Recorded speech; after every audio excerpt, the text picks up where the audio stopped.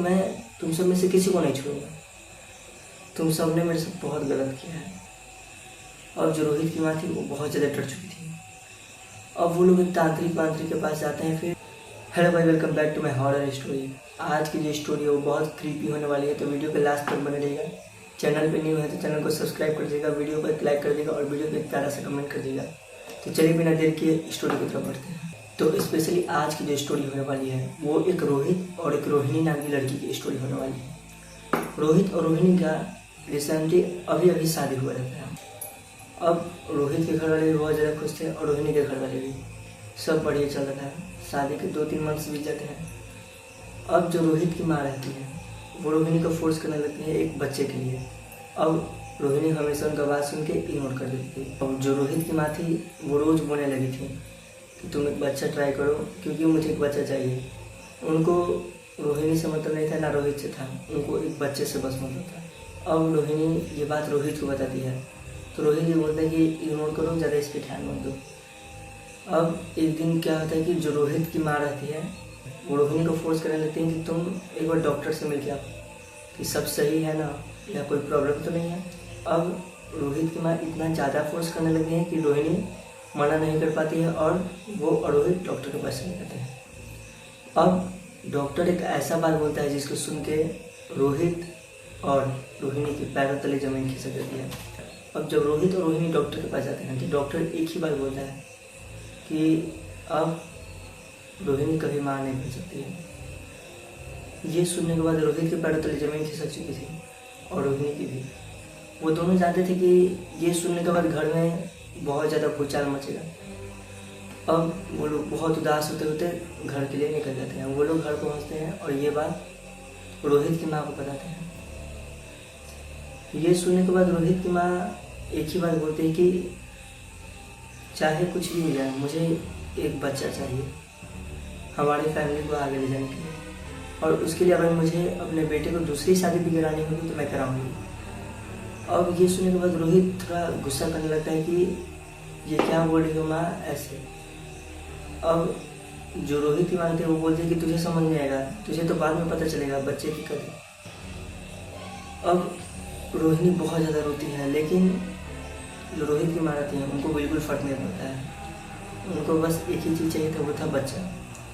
अब रोहित की माँ सच में रोहित की दूसरी जगह शादी सेट कर देती है। रोहित बहुत ज़्यादा उदास था, वो बस मजबूरी में कर रहा था, लेकिन वो बहुत ज़्यादा उदास था क्योंकि वो नहीं चाहता था कि वो दूसरा शादी करे। लेकिन जो रोहित की माँ थी वो ज़बरदस्ती रोहित से शादी करा रही थी और जो रोहित था बहुत उदास था। और इस शादी के बस 2 दिन बीते होते हैं और रोहिणी क्या करती है, अपने आप को जला लेती है और सुसाइड कर लेती है।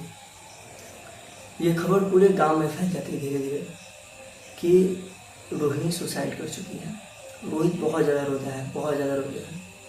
रोहित की माँ को बिल्कुल फ़र्क नहीं पड़ता है क्योंकि उन्हें बस एक बच्चा चाहिए था और रोहिणी से वो बच्चा नहीं मिलता, इसलिए वो दूसरी शादी करा दी रोहित की। अब बहुत ज़्यादा रोहित उदास था, बहुत ज़्यादा। रोहित की माँ को बिल्कुल फ़र्क नहीं पड़ा था। अब पूरे गांव में यही चर्चा चल रहा था कि रोहिणी ने सुसाइड कर लिया, रोहिणी ने सुसाइड कर लिया। अब जो रोहित था और रोहित की माँ थी और सुहानी, वो सब समझ गए थे कि ये अब घर हॉन्टेड हो जाएगा। तो वो लोग क्या करते हैं, उस घर को छोड़कर और उसी घर के थोड़ा दूर आगे एक घर बना लेते हैं और वहाँ रहने लगते हैं। अब क्या होता है कि जो रोहित की दूसरी पत्नी रहती है यानी सुहानी, वो प्रेग्नेंट हो जाती है और उससे एक बच्चा हो जाता है जिसका नाम रखा था सोहन। अब जैसे ही सोहन होता है तो जो रोहित की माँ रहती है वो बहुत ज़्यादा खुश हो जाती है और वो सुहानी को मानती भी बहुत ज़्यादा थी क्योंकि उसने एक बच्चा दिया था।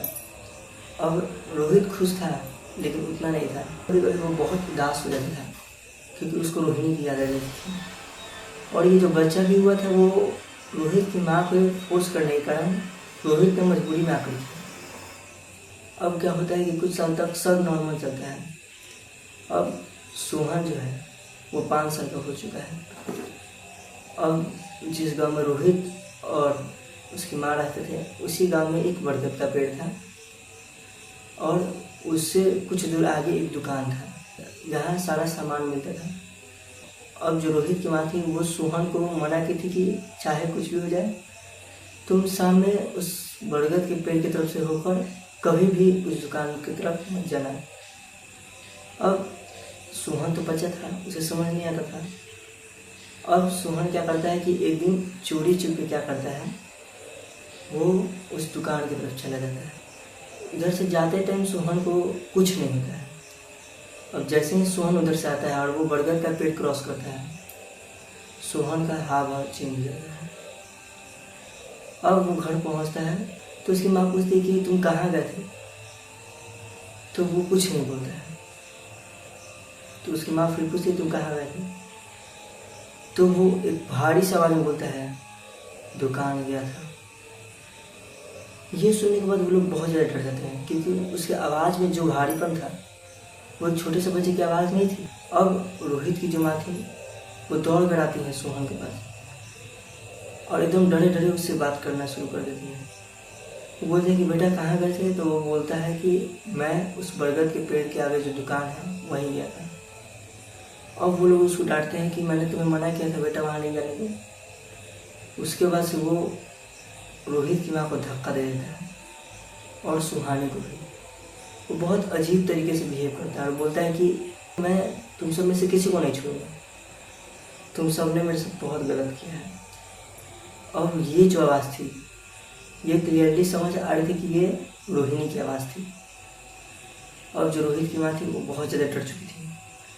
अब वो लोग एक तांत्रिक के पास जाते हैं। फिर अब सोहन का एक हाथ इधर से रोहित पकड़ा है और एक हाथ उसकी माँ पकड़ी है, फिर भी सोहन कंट्रोल में नहीं है। अब बाबा उसका हालत देखते हैं और उसके बाद से एक ताबीज़ बना कर देते हैं और बोलते हैं कि इसको ये ताबीज़ पहना दे, उसके बाद से ये ठीक हो जाएगा।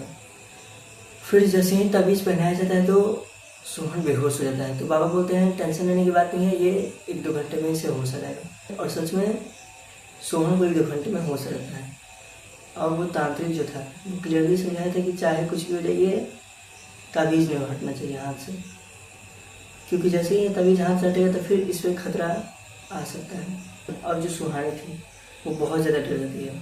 अब वो हमेशा से बहुत अच्छे से सोहन को रखती है और कहीं भी उसे दूर नहीं जाने देती है। अब जो सोहन था वो बड़ा हो चुका था, तो सोहन सोचा क्यों ना ये ताबीज़ अब खोल देता हूँ, अब इसका क्या ज़रूरत है। जैसे ही ताबीज़ खोलता है सोहन, फिर रोहिणी की आत्मा सोहन के शरीर में रहती है। अब जो सोहन था उसका फिर बिहेवियर चेंज होने लगता है और तभी सुहानी जो थी देखती कि उसने ताबीज़ खोल दिया है। सुहानी जाती है और जल्दी से वो ताबीज़ उठाकर उसके गले में पहना देती है, जिससे सोहन फिर धीरे धीरे नॉर्मल हो जाता है। और कहा जाता है कि आज भी जब भी सोहन ताबीज़ खोल देता है तो रोहिणी की आत्मा सोहन के अंदर आ जाती है। तो गाइस यही थी स्टोरी। वीडियो थोड़ा सा अच्छा लगा तो लाइक कीजिएगा, सब्सक्राइब कीजिएगा, कमेंट कीजिएगा। Thanks for watching.